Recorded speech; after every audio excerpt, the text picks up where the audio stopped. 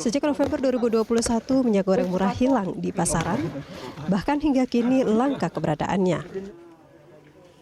Meski drama melambungnya harga minyak goreng kemasan belum berakhir, pengusaha tempe dan tahu harus menggelar demo mogok berjualan sebagai protes terhadap mahalnya harga kedelai impor. Saat ini harga kedelai impor mencapai Rp11.300 per kilogramnya. Padahal harga normalnya berkisar Rp8.500 per kilogramnya. Kondisi ini membuat biaya produksi tahu membengkak dan memaksa perajin tahu menaikkan harga jualnya. Drama hilangnya minyak goreng kemasan dan naiknya harga kedelai impor belum selesai. Kini para pedagang daging pun mengancam menggelar boikot mogok berjualan pada 28 Februari 2022 akibat terus melonjaknya harga daging. Sebelumnya harga daging sapi dijual sebesar Rp120.000 per kilogram, namun saat ini menjadi Rp140.000 per kilogramnya. Produksi daging sapi di tanah air dinilai tidak cukup untuk memenuhi kebutuhan daging sapi nasional, walaupun saat ini populasi sapi di Indonesia menunjukkan kenaikan. Untuk kebutuhan daging sapi pada tahun ini diprediksi mencapai 706.000 ton, sementara produksi daging sapi nasional mencapai 415.000 ton. Sementara konsumsi daging sapi dan daging ayam di Indonesia masih rendah dibandingkan beberapa negara ASEAN lainnya. Hingga akhir tahun lalu, konsumsi daging sapi dan ayam di Indonesia masih di bawah jika dibandingkan dengan Malaysia dan Filipina dengan penduduk yang lebih sedikit dari Indonesia. Sejumlah sembako selain daging di beberapa daerah pun mulai merangkak naik. Di Pasar Johar Semarang, harga gula pasir naik dari Rp13.500 menjadi Rp14.000 per kilogram. Adapun harga telur ayam dari semula Rp19.000 naik menjadi sekitar Rp21.000 per kilogram. Harga terigu yang biasanya Rp8.000 menjadi Rp10.500 per kilogram. Kondisi ini jelas meresahkan masyarakat. Jika saat ini saja harga sembako berjamaah mulai merangkak naik, bagaimana nanti jelang Ramadan dan Idul Fitri? Tim Liputan, Berita 1. Huru-hara harga di pasaran mulai terjadi dari kenaikan harga minyak goreng, kemudian ada kedelai, daging, dan juga bahan pokok lainnya. Lalu jika saat ini saja harga sembako berjamaah mulai merangkak naik, bagaimana nanti jelang Ramadan dan Idul Fitri? Kita akan membahas hal ini bersama dengan Ketua Umum Perhepi atau Perhimpunan Ekonomi Pertanian Indonesia, Pak Bustanul Arifin. Dan nantinya juga akan bergabung bersama kita ada Waketum Asosiasi Pedagang Pasar Seluruh Indonesia atau APSI bidang perdagangan Pak Asnawi. Tapi kita sapa dulu Pak Bustanul. Selamat siang Pak Bustanul. Selamat siang Mbak Lisa. Iya, Pak Bustanul, Indonesia adalah negara agraris, tapi ternyata untuk kebutuhan pangannya ini harga masih mahal. Bisa dibilang terjadi huru-hara nih untuk harga di pasaran. Apa sebenarnya yang terjadi menurut Anda? Ada beberapa yang memang struktural. Struktural itu karena memang kita tidak memenuhi ya konsumsinya. Tapi ada yang memang short term. Ada beberapa kejadian yang berhubungan dengan kondisi-kondisi terakhir. Yang struktural itu boleh saya sebut adalah untuk komoditas yang memang kita tergantung impornya. Di situ aja di sini. Kalau pasar ya dimulai dari terigu itu 100%, ya. Kemudian bawang putih 95% saya pikir ya. Kemudian yang sedang heboh kedelai. Kedelai sebetulnya mungkin 70-80% lah ya. Yang lain-lain kalau saya tambahkan dengan kasus daging sapi, kita kira-kira tadi Anda sudah sampaikan datanya mungkin perlu 33%-an lah, maksimal 40% untuk impor gitu. Jadi saya katakan yang struktural, nah itu yang agak sulit karena kita tergantung pada pasokan dari negara lain. Tapi kalau kasus minyak sawit yang akhirnya berekor dengan minyak goreng, menurut saya seharusnya itu lebih mudah diatasi.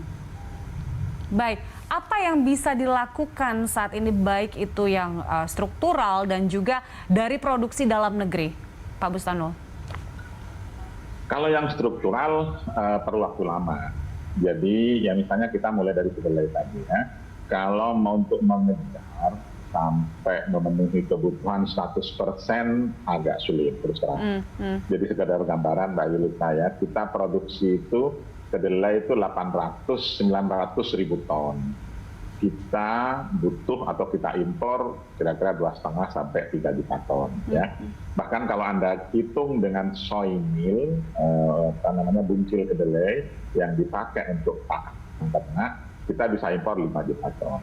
Nah, yang struktural seperti ini agak sulit karena kita genjot produksi dalam negeri paling nangkap sedikit lah. Mengapa demikian itu panjang ya, karena saya bilang struktural, karena insentif sistemnya, karena harga dalam negeri itu terlalu mahal dibandingkan harga impor. Sekarang sedang terbalik, harga impor sudah lebih mahal. Jadi genjotan untuk meningkatkan produktivitas memang ada batasnya. Tidak semudah yang kita bayangkan. Apalagi lahan kita juga segitu-segitu aja, harus bertarung ya, memperebutkan lahan dengan padi dan jagung ya yang paling jelas, sehingga ada hambatannya di situ. Jadi kalau saya kemarin sarankan di tulisan saya itu, ya kalau sudah seperti ini permudah izin impor, baru PR-nya selesaikan peningkatan produktivitas di dalam negeri. Kira-kira begitu Mbak Yulita secara umum ya. Baik, kalau misalnya kita tarik lagi nih Pak Bustanul, apakah sebenarnya hal ini bisa diantisipasi dari jauh-jauh hari, misalnya untuk cadangan pangan kita dan sebagainya, untuk bisa memenuhi betul-betul kebutuhan masyarakat? Sebetulnya ya, pemerintah itu di sana banyak orang pintar kan, sudah mengantisipasi bahwa hal ini terjadi. Karena pengulangan dari tahun lalu, daging sapi juga pengulangan dari tahun lalu. Kalau kedelai itu tahun lalu kejadiannya lebih awal, itu Januari, sekarang kejadiannya di Februari. Dan kita para ekonom pertanian ya sudah memiliki peta dari semua komoditas, termasuk siklus bulanannya kita sudah rinci memilikinya. Dan sudah kita beri saran masukan untuk jika penyusunan neraca komoditas. Kebetulan saya juga membantu di beberapa pokja ahli ya, termasuk di ketahanan pangan dan seterusnya. Nah dari situ antisipasi sudah mereka sudah paham, teman-teman di pemerintahan itu sudah paham. Nah memang mungkin temboknya nanti tanya ke Pak Asnawi mengapa tidak semudah yang kita sarankan. Disitulah mulai ada beberapa faktor yang tidak berdiri sendiri, tidak sekedar dari kertas selesai bisa dilaksanakan, nggak seperti itu juga sih. Karena memang harus dinegosiasikan. Kira-kira seperti itu Mbak, singkatnya. Kalau peta kita kan secara rutin ya, kami di ekonom pertanian sudah secara rutin diminta atau tidak diminta pasti melakukan analisis itu. Jika Anda kunjungi websitenya Perheti, isinya memang sekitar itu. Sehingga antisipasi, apalagi nanti bulan Ramadan sudah tinggal 1,5 bulan lagi, dan disitulah keamanan stok itu amat sangat diperlukan. Karena kita tidak ingin terjadi lonjakan sehingga meresahkan masyarakat gitu. Kira-kira seperti itu.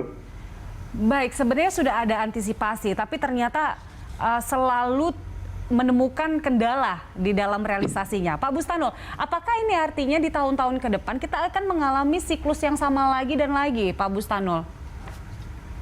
Kalau tidak ada action yang mampu memecahkannya, ya masih, cuman berulang aja gitu. Tapi kalau pemerintah, teman-teman di pedagang, private sektor, akademisi, pemerintah daerah bergerak bersama petanya dipegang, karena kan per daerah berbeda kan, berbeda potensinya. Kalau misalnya mengenai kedelai, nggak mungkin kita bicara kedelai di seluruh Indonesia kan, beberapa yang cocok saja. Demikian juga yang menjadi sentra peternakan, ada Pak Nawi di sini.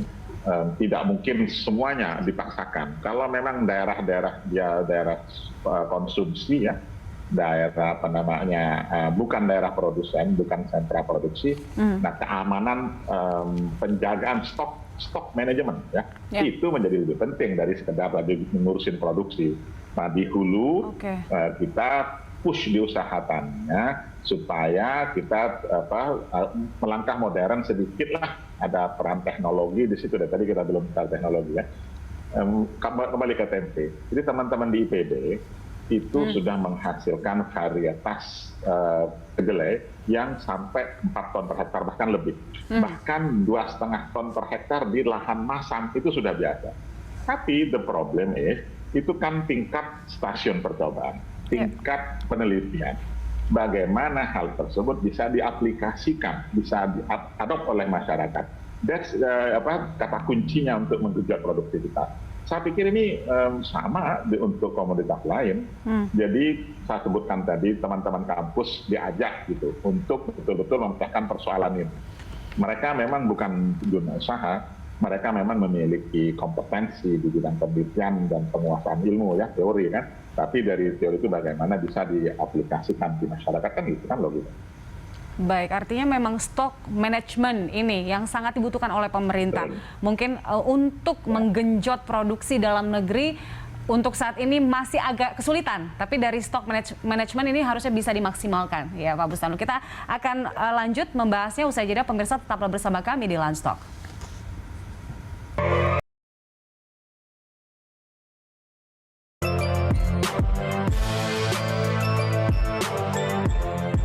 Terima kasih Anda masih bersama kami pemirsa. Kita akan lanjutkan dialog kita masih bersama dengan Pak Bustanul dari Perhappy dan juga saat ini telah bergabung bersama kita Pak Asnawi, Waketum APSI Bidang Perdagangan. Selamat siang Pak Asnawi, apa kabar?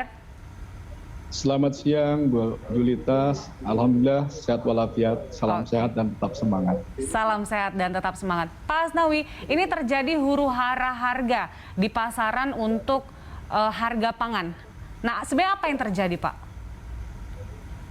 Kalau saya melihat secara utuh di sana objektif yang ada saat ini adalah terkait dengan ketersediaan. Kalau kita berbicara tentang masalah kedelai, memang tingkat produktivitas dalam negeri kita belum mampu memenuhi kebutuhan nasional. Otomatis sisa daripada kebutuhan terbesar yang tidak bisa terpenuhi ya kita harus impor. Nah itulah salah satu yang menyebabkan setiap tahun akan selalu rutinitas terjadinya gonjang-ganjing fluktuasi harga yang menyebabkan harga terus semakin tinggi, tren kondisi harga itu dari tahun ke tahun terus terkoreksi, terjadinya kenaikan demi kenaikan. Itulah yang menyebabkan teman-teman pedagang tahu tempe sempat melakukan aksi mogok tidak berdagang ya karena memang kondisinya mereka sudah tidak mampu lagi secara kondisi untuk memenuhi pada standaritas sebelumnya. Artinya, jika mereka ingin kembali ya perlu asupan, intervensi, asupan yang bersifat energi, yang mana energi itu yang akan bisa diintervensi oleh pemerintah sebagai pengambil pemangku kebijakan. Atas dasar itulah mereka bisa lagi bergerak sendiri saat ini. Dengan adanya tanggapan secara positif dari pemerintah, ada nilai subsidi Rp1.000 atas kacang kedelai tersebut sebagai bahan baku tahu tempe. Terus mereka juga menaikkan sedikit nilai per piece daripada tahu tersebut, tadinya 220 jadi 230, dan sekaligus mereka juga mengkondisikan kondisi keadaan yang tadinya ukurannya mungkin 15 cm menjadi berkurang menjadi kurang lebih 11 sampai 12 cm daripada lebar panjang seperti itu. Iya. Dari sisi struktural ya seperti Pak Bustanul katakan tadi, karena kita masih sangat bergantung dengan impor untuk kebutuhan kebutuhan pokok ya. Betul. Pak Asnawi, apakah ini masih akan terus terjadi ke depannya atau sebenarnya ada yang bisa kita lakukan agar tidak menemukan siklus yang sama lagi ke depan? Kalau berbicara struktural kebijakan dalam sistem pemerintahan itu, orientasinya kan di sini ada dua unsur lembaga pemerintah yang memiliki kompetensi yang berbeda. Satu sisi kita berbicara kompetensi, kemampuan, dan kapasitas dan kapabilitas untuk melakukan peningkatan produksi dan seterusnya, sekaligus melakukan evaluasi dan seterusnya. Berapa kenaikan, berapa kekurangan itu ada di posisi lembaga pemerintahan di sektor pertanian. Ya. Di sana kan terdapat berbagai macam dirjen yang membinangi hortikultura, peternakan dan seterusnya. Mestinya itu menjadi suatu agenda program kerja yang harus menjadi perhatian serius karena anggaran belanja negara untuk terkait pelaksanaan program-program itu sudah teralokasikan. Disinilah tinggal tergantung komitmen dari masing-masing para dirjen, para direktur masing-masing bidang yang ada di Kementerian Pertanian yang membidangi masing-masing sektor bidang tersebut. Kalau seandainya memang itu suatu komitmen seperti Pak Prof. Busnado Ali katakan, artinya program itu kan harus memang dibuat oleh pemerintah.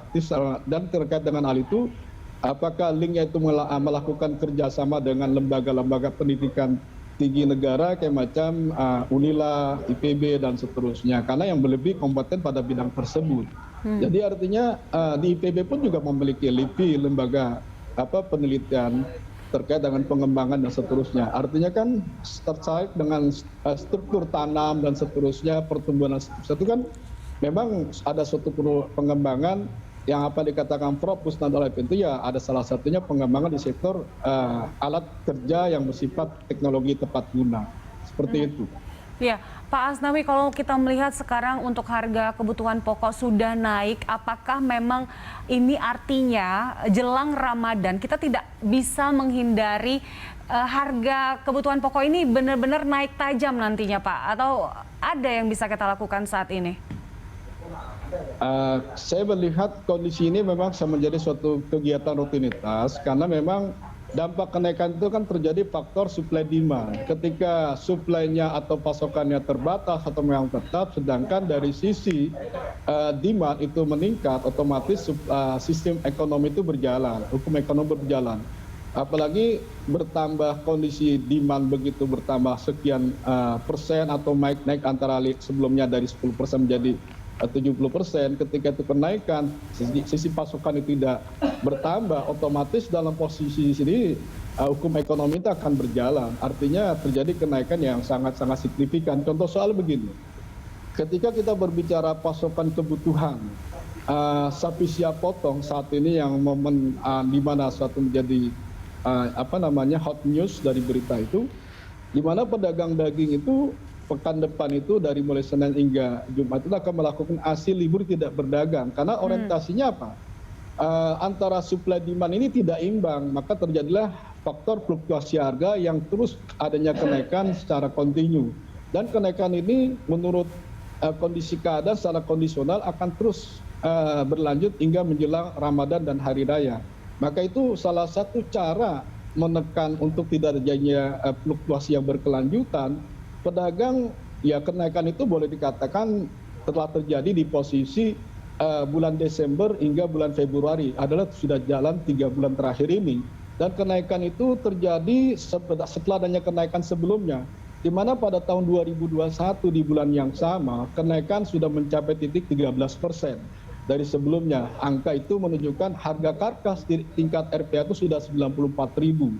Nah, masuk di posisi Februari ini 2002 itu naik 15% dari harga 94.000. Kami dari teman-teman para pemotong dan pedagang daging untuk mendapatkan dari sisi sapi hidup menjadi karkas itu sudah mencapai 108.000 hingga 108.500. Artinya kenaikannya sudah sampai 15%. Kalau seandainya itu kita kalkulasi dengan harga timbang hidup dari small sapi hidup 500 menjadi orientasi karkas 50% menjadi 250 kilo. 250 kilo dikalikan harga kenaikan 15% mencapai 14.500 atau dibulatkan 14.000, artinya di posisi itu sudah kenaikan per satu ekor 3.500.000. Nah, terkait dengan kondisi pasar yang menjadi perhatian pemerintah, ada 3 provinsi, Jakarta, Banten, dan Jawa Barat. Jawa Barat sendiri terdapat 817 pasar, Jakarta 213 pasar, Provinsi Banten ada 213 pasar. Akumulasi jumlah itu adalah 1.280 sekian.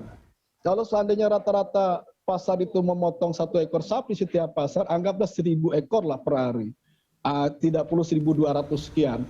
Artinya fluktuasi harga kenaikan yang harus ditanggung oleh teman-teman pemotong dan pedagang adalah 3,5 dikalikan 1.000, kurang lebih tiap harinya harus menanggung kenaikan itu sebanyak 3,5 miliar rupiah. Nah, kalau akumulasi itu terus berlanjut selama 3 bulan, berarti kan rentetan penanggungan atas kenaikan itu sebanyak 105 miliar rupiah. Ini yang menjadi pedagang itu melakukan aksi terakhir, tidak ada lain, mereka ingin beristirahat berdagang, akan menjadi perhatian pemerintah untuk melakukan intervensi agar kenaikan itu tidak berlanjut, dan kita harapkan pemerintah mau mendengar jeritan-jeritan para pemotong dan pedagang agar pemerintah bisa intervensi, sekaligus mengharapkan teman-teman itu yang pantas dan layak kenaikan itu tidak sampai 15%, antara 3%, 5% lah itu yang pantas.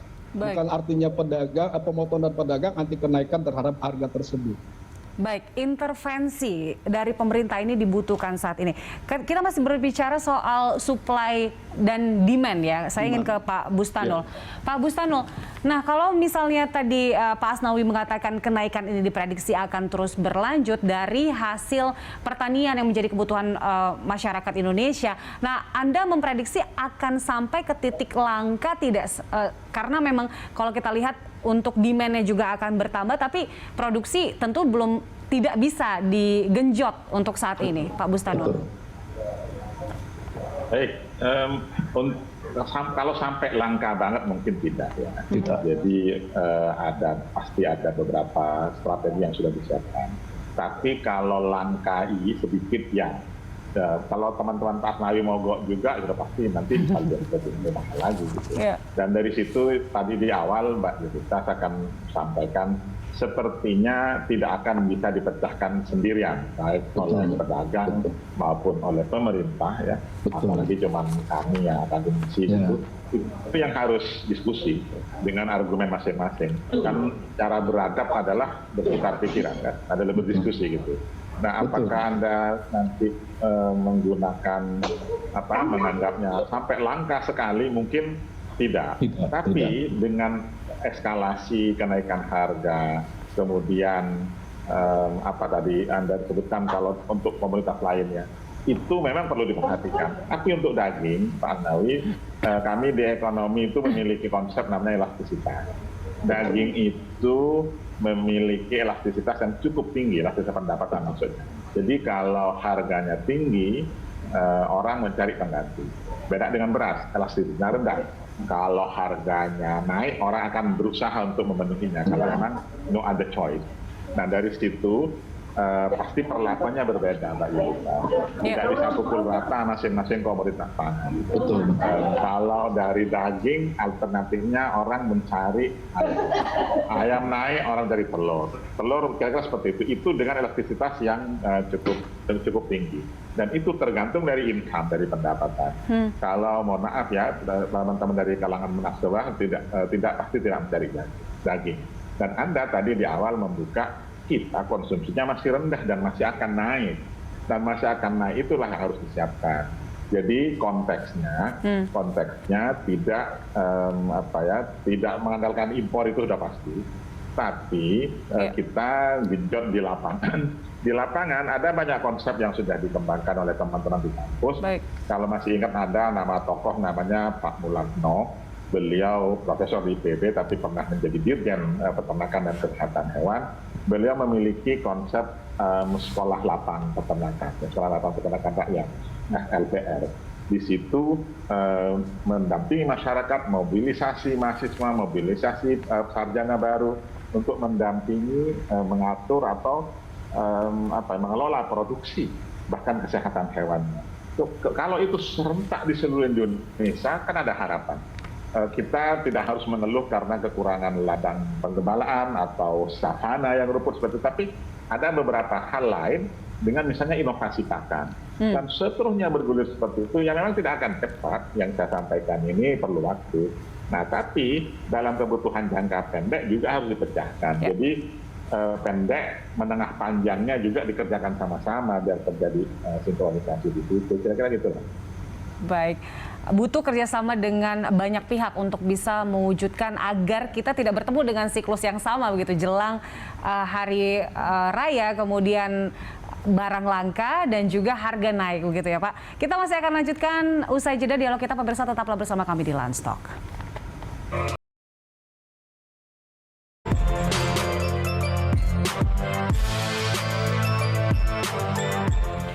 Kita sudah ada di segmen akhir dialog Landstok kita pemirsa. Saya ingin ke Pak Asnawi dulu. Pak Asnawi, intervensi dari pemerintah yang seperti apa yang bisa dilakukan untuk setidaknya membuat harga saat ini yang sudah naik itu tidak semakin tinggi begitu harganya. Kalau yang kita sering dengar kan ada operasi pasar, apakah itu cukup untuk saat ini? Kalau saya melihat langkah apa, intervensi bentuk apa adalah bentuk action. Action itu sangat penting karena dengan action itu pemerintah akan terjun langsung ke lapangan untuk tahu langsung ke lapangan secara objektif. Contoh soal minyak goreng. Minyak goreng itu negara kita adalah produksi terbesar di dunia. Dan penghasil minyak terbesar salah satu negara kita lah di dunia. Kan sangat tidak lucu sampai kekurangan minyak goreng dan rakyat atau masyarakat itu antri untuk membeli minyak goreng saja. Itu kan sangat seperti seperti hal dongeng dagelan gitu. Mesti itu nggak terjadi. Nah, setelah pemerintah melakukan intervensi ternyata memang baru tercapai penyulingan dan seterusnya itu baru 20-23%. Artinya kan ada apa di sana sebenarnya. Nah, itulah sekarang ini telah terungkap dan terbongkar beberapa mereka menimbun dan menimbun. Nah, itu menjadi kasus penemuan adanya intervensi pemerintah dengan action tersebut. Nah, action tersebut dilanjuti dengan adanya bagaimana mensikapi para UMKM, pengrajin tahu tempe yang memang mereka adalah pelaku modal cekak gitu ya.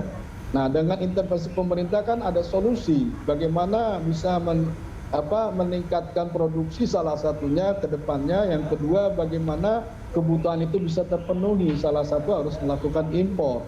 Dan di sisi lain, adakah nilai subsidi daripada CSR itu? Nah, ternyata kan pemerintah mendapatkan solusi melakukan subsidi Rp1.000 per kilogram. Nah, terkait dengan kebutuhan daging, kebutuhan sapi siap potong dan daging ini tetap dibutuhkan intervensi pemerintah secara action nyata gitu. Artinya satu sisi pemoton dan pedagang mengharapkan action itu berhasil dalam arti kata tidak terjadi lagi kenaikan yang berkelanjutan. Dan itu dampaknya yang menanggung adalah rakyat atau masyarakat sebagai konsumen, apalagi masyarakat kita, penduduk kita boleh dikatakan 83% itu muslim gitu ya. Kasihan juga. Nah, di sisi inilah menjadi pemikiran kita bersama sebagaimana katakan Pak Prof itu tidak bisa dipecahkan oleh pemerintah sendiri, harus mensertakan semua pihak sebagai stakeholder ke depan. Itu salah satunya. Dan harapan dari teman-teman itu sebagai hal yang diharapkan adalah intervensi itu yang mana ada berketetapan pemerintah bisa mengumumkan bahwa harga yang layak yang bisa ditetapkan itu untuk sampai ke tangan konsumen ya dari hulu harus ditetapkan dengan posisi layaknya 49.000 timbang hidup, paling tertinggi adalah 52.000. Itu harapan pemerintah, harapan dari teman-teman para pemotong dan pedagang daging, sehingga angka daripada kenaikan itu berdampak kepada harga karkas di RPH dan TPH. Nah, ketika itu dikalikan 50% atau dikalikan 2, otomatis jadi 49, harga karkas di sekitar 98.000 dan tertinggi adalah 104.000. Itu yang sangat pantas, sehingga masyarakat itu akan mendapatkan harga daging berkisar antara 125.000 dan tertinggi 130.000 dalam posisi daging fresh meat atau hot meat seperti itu.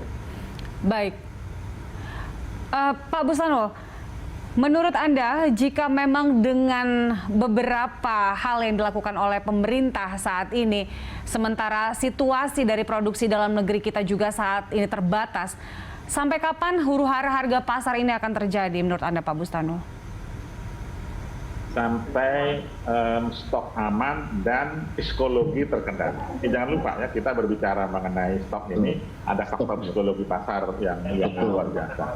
Ingat ketika kita awal-awal melihat kejadian mengenai minyak goreng, 14.000 ya diturunkan dari intervensi, diserbu, dan di situ yang harus kita perhatikan secara baik gitu kan. Jadi orang takut kekurangan. Dan yang saya maksudkan sebagai psikologi. Jadi kalau psikologi bisa dikendalikan, selain intervensi yang disampaikan oleh Pak Asnawi, pemerintah juga perlu turun untuk menenangkan, komunikasikan, counter dengan positive communication yang baik. yakinkan bahwa semuanya sudah bekerja keras misalnya, yang seperti itu. Tapi itu kembali kan ini teori komunikasi, saya bukan ahlinya. Tapi esensinya adalah saya katakan sampai 2 faktor tadi, secara stok barang aman, mengurangi peluang-peluang untuk spekulasi, kemudian secara psikologis juga dikendalikan. Dan itu semua, Mbak, bukan hanya urusan sapi. Kita tadi memulainya dari kedelai ya. Kita dengan faktor yang sama-sama berbeda. Kalau di sapi ini, faktor yang juga berpengaruh besar pada harga di Indonesia, kita paham Australia ini belum melepas stok. Mereka kompensasi ya, mereka pernah ada depopulasi pada tahun 2020 kalau tidak salah, berlanjut 2021, lalu membatasi ekspor sapinya ke kita, terdampak kita. Nah, upaya lain tetap harus dilakukan dong. Misalnya tempoh hari tahun lalu nih, Pak Nai pasti masih ingat, dicoba dieksplor kemungkinan sumber daging dari Meksiko. Ya. Tapi hitungannya kalau dari pantai barat, nah di situ yang harus diteruskan ternyata berhenti tengah jalan dan seterusnya ya.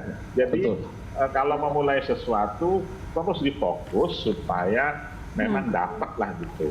Dan di sini masyarakat mungkin Pak Sari dan teman-teman melihat keseriusan yang seperti itu.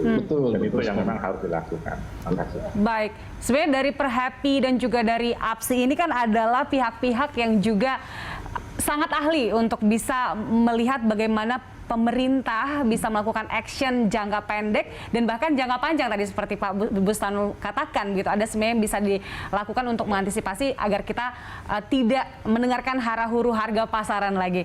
Nah, kita akan lihat bagaimana action dari pemerintah ya, Pak. Terima kasih telah bergabung bersama kami, Pak Asnawi, Pak Bustanul. Selamat siang. Selamat siang, Mbak Yelita. Baik, sehat selalu, sukses selalu. Dan pemirsa, itu dialog kita pada siang hari ini. Kita masih akan lanjutkan Landstok dengan informasi lainnya usai jeda.